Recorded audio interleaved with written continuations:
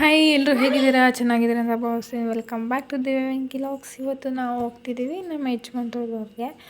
So ಏನೂ ಇಲ್ಲ, ನಮ್ಮ ಅತ್ತೆಯವರು ಓಂ ಶಕ್ತಿಗೆ ಟ್ರಿಪ್ ಹೋಗ್ತಿದ್ರು. ಸೊ ಹಾಗಾಗಿ ಮನೆಯಲ್ಲಿ ನಮ್ಮ ಮಾವ ಮತ್ತು ನಮ್ಮ ಮಕ್ಕಳು ಎಲ್ಲ ಇರ್ತಾರಲ್ವ, ಅವ್ರಿಗೆಲ್ಲ ಅಡುಗೆ ಮಾಡಬೇಕು ಅಂತ ಹೊರಗೆ ಹೋಗ್ತಿದ್ವಿ. ಸರಿ ಅಂದ್ಬಿಟ್ಟು ನಾವು ಕೂಡ ಮನೆಗೆ ರೀಚ್ ಆದ್ವಿ. ಅಷ್ಟರಲ್ಲಿ ಮನೆಯಲ್ಲಿ ಒರೆಸ್ಬೇಕಾಗಿತ್ತು. ಸೊ ಹಾಗಾಗಿ ನಮ್ಮ ಅತ್ತೆಗೆ ಹೇಳ್ದಿರೋದು ಮನೆ ಒರೆಸ್ಕೊತೀನಿ ಅಂತ. ಸರಿ ಅಂದ್ಬಿಟ್ಟು ನಾನು ಮನೆಯೆಲ್ಲ ಒರೆಸ್ಕೊಂಡೆ. ನಾನು ಮನೆ ಒರೆಸ್ಕೊಳ್ಳೋ ಅಷ್ಟರಲ್ಲಿ ನಮ್ಮ ಅತ್ತೆಯವ್ರು ಹೋಗಿ ಏನಾದರೂ ತರಕಾರಿ ತೊಗೊಂಬರ್ತೀನಿ ಅಂತ ಹೊರಗಡೆ ಹೋದರು. ಸರಿ ಅಂದ್ಬಿಟ್ಟು ಅವರು ಬರೋ ಅಷ್ಟರಲ್ಲಿ ಎಲ್ಲ ಒರೆಸ್ಕೊಂಬಿಡೋಣ ಅಂದ್ಬಿಟ್ಟು ಮನೆ ಮತ್ತು ಬಾಗಿಲು ಎಲ್ಲ ಕ್ಲೀನಾಗಿ ಒರೆಸ್ಕೊಂಡೆ. ಈಚೆಗಡೆ ಒರೆಸ್ತಿದ್ದೆ ಅಷ್ಟರಲ್ಲಿ ನಮ್ಮ ದೀಕ್ಷಿತ್ತು ಕೂಡ ಬಂದ್ಬಿಟ್ಟು ಯಾವಾಗ ಬಂದ್ರಿ ಅಂದ್ಬಿಟ್ಟು ಅವ್ನಿಗಂತೂ ಫುಲ್ ಖುಷಿ ನಾವು ಬಂದಿದ್ದೆ. ಯಾವಾಗ ಬಂದ್ರಿ, ಎಷ್ಟು ದಿನ ಇರ್ತೀರಾ ಅಂದ್ಬಿಟ್ಟು ತಲೆ ತಿಂತಿದ್ದ.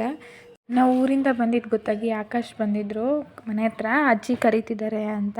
ಅಜ್ಜಿ ಅಂದರೆ ನಮ್ಮ ಯಜಮಾನ್ರು ಇದ್ದಾರಲ್ವ, ಅವ್ರ ಅಜ್ಜಿ. ಸರಿ ಏನೋ ಕೇಳ್ಕೊಂಬಿಡೋಣ ಅಂತ ಹೋದ್ವಿ. ಅಷ್ಟರಲ್ಲಿ ಅದನ್ನು ಈಚೆಗಡೆ ಕೂತ್ಕೊಂಡು ಪಾತ್ರೆ ತೊಳಿತಿದ್ರು. ನನ್ನನ್ನು ನೋಡಿಬಿಟ್ಟು ಅದನಿಗೂ ಫುಲ್ ಖುಷಿಯಾಗಿತ್ತು. ಅತ್ತೆ ನೀನು ಯೂಟ್ಯೂಬ್ ಮಾಡ್ತಿಲ್ಲ, ನಾನು ಕೂಡ ನೋಡ್ತೀನಿ ಅಂತಿದ್ರು. ನೋಡಿ ಇಲ್ಲಿ ಕೂತ್ಕೊಂಡಿದ್ದಾರಲ್ವ, ಅವರೇ ನಮ್ಮ ಯಜಮಾನ್ರವ್ರ ಅಜ್ಜಿ. ಅವರು ಕರೆದಿದ್ರು ನಮ್ಮನ್ನು ಮಾತಾಡ್ಸೋಕ್ಕಲ್ಲ, ಅವ್ರು ಕರೆದಿದ್ದು ಇಂಜೆಕ್ಷನ್ ಹಾಕಬೇಕಾಗಿತ್ತು ಅವ್ರಿಗೆ. ಅವ್ರ ಬಾಡಿಯಲ್ಲಿ ಫುಲ್ಲು ಶುಗರ್ ಫ್ಯಾಕ್ಟ್ರಿ ಅಂತ ತುಂಬಿಸ್ಕೊಂಡ್ಬಿಟ್ಟಿದ್ದಾರೆ. ಸೊ ಹಾಗಾಗಿ ಇಂಜೆಕ್ಷನ್ ಹಾಕೋಕ್ಕೆ ನನ್ನ ಕರೆದಿದ್ರು. ಸರಿ ಅಂದ್ಬಿಟ್ಟು ಇಂಜೆಕ್ಷನ್ ಹಾಕೋಣ ಅಂತ ನೋಡಿದ್ರೆ ಫುಲ್ಲು ಇಂಜೆಕ್ಷನ್ ಹಾಕೋ ಜಾಗದಲ್ಲೆಲ್ಲ ಹೆಂಗಂದ್ರೆ ಹಂಗೆಲ್ಲ ಇಂಜೆಕ್ಷನ್ ಹಾಕ್ಬಿಟ್ಟು ಒಂದು ಸೈಡ್ ಫುಲ್ಲು ಗಡ್ಡೆ ಥರ ಕಟ್ಕೊಂಡ್ಬಿಟ್ಟಿದ್ದೆ. ಸರಿ ಅಂದ್ಬಿಟ್ಟು ಇಂಜೆಕ್ಷನ್ ಎಲ್ಲ ಹಾಕ್ಬಿಟ್ಟು ಮನೆಗೆ ಬಂದ್ವಿ. ಅಷ್ಟರಲ್ಲಿ ನಮ್ಮ ಅತ್ತೆಯವರು ಕಸ ಹಾಕ್ಬಿಟ್ಟು ಬಂದುಬಿಟ್ಟು ತರಕಾರಿ ಸ್ವಲ್ಪ ತಂದಿದ್ರು. ತರಕಾರಿನೆಲ್ಲ ಕ್ಲೀನ್ ಮಾಡಿಕೊಂಡು ನೀರುಳ್ಳಿ ಕಾಯಿಸ್ತಿದ್ರು ನಮ್ಮ ಅತ್ತೆಯವರು. ತಲೆಗೆ ಮೆಹಂದಿ ಸೊಪ್ಪು ಹಾಕಿದ್ರು. ಸೊ ಹಾಗಾಗಿ ತಲೆ ಮೇಲೆ ಬಟ್ಟೆ ಹಾಕ್ಕೊಂಡಿದ್ದಾರೆ ಅಷ್ಟೇ. ಇನ್ನು ಅಡುಗೆ ಮಾಡೋಕ್ಕೆ ತೊಗರಿಕಾಯಿನ ಬಿಡಿಸ್ಕೊತಿದ್ದೆ. ಅಷ್ಟರಲ್ಲಿ ನಮ್ಮ ಅತ್ತೆಯವ್ರು ಬಂದು ಬಿಡಿಸ್ಕೊಡ್ತೀನಿ ಅಂತ ಬಂದರೆ ನಮ್ಮ ಪಾಪವರು ಕೂಡ ಬಂದು ಕೂತ್ಕೊಂಡು ಬಿಡಿಸ್ಕೊಡ್ತೀನಿ ಅಂದ್ಬಿಟ್ಟು ಇಬ್ಬರು ಕೂತ್ಕೊಂಡು ನಮ್ಮ ಪಾಪವರೆಲ್ಲ ಬಿಡಿಸ್ಕೊಟ್ರು. ಸರಿ ಅಂದ್ಬಿಟ್ಟು ನಾನು ಕೂಡ ತೊಗರಿಕಾಯಿ ಸಾಂಬಾರಿಗೆಲ್ಲ ರೆಡಿ ಮಾಡಿಕೊಂಡೆ.